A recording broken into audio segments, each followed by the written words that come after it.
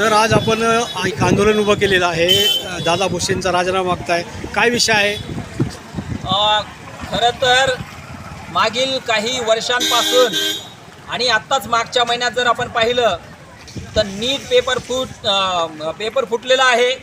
मागच्या काही वर्षापासून सतत म्हणजे आरोग्य विभाग असेल किंवा इतर विभागाचे सतत पेपर फुटल्या जात आहेत किंवा फोडल्या जात आहेत असं म्हणता येईल.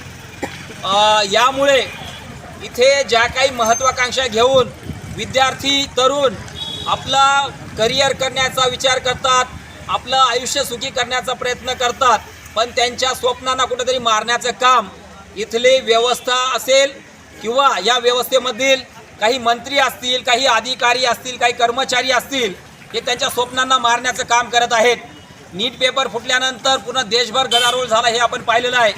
तरीसुद्धा केंद्रीय शिक्षण मंत्री यांना लाज वाटत नाही. ते नैतिक जबाबदारी म्हणून त्यांचा राजीनामा देत नाहीत.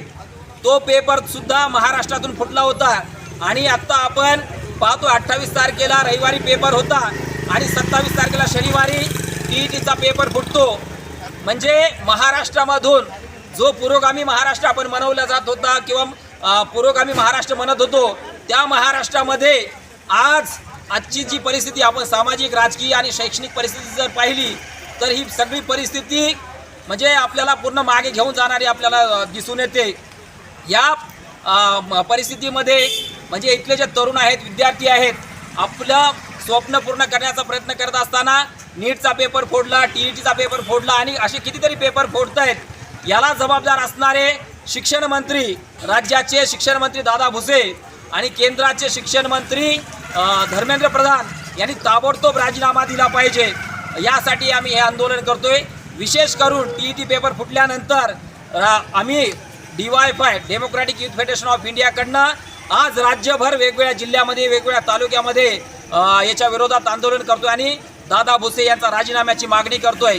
याशिवाय आमच्या इतर 4-5 मागण्या आहेत.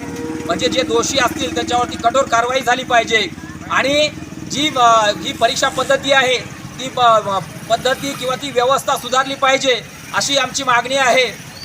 अशा गोष्टी परत घडू नयेत याच्यासाठी काही उपाययोजना आपण केल्या पाहिजे अशाही मागण्या आम्ही शासनाकडे करत आहोत. परत एकदा नीट पेपर फुटीचा आणि TET पेपर फुटीचा तीव्र निषेध करतोय आणि DYFI कडनं यांचा राजीनाम्याची आम्ही मागणी करतोय. धन्यवाद.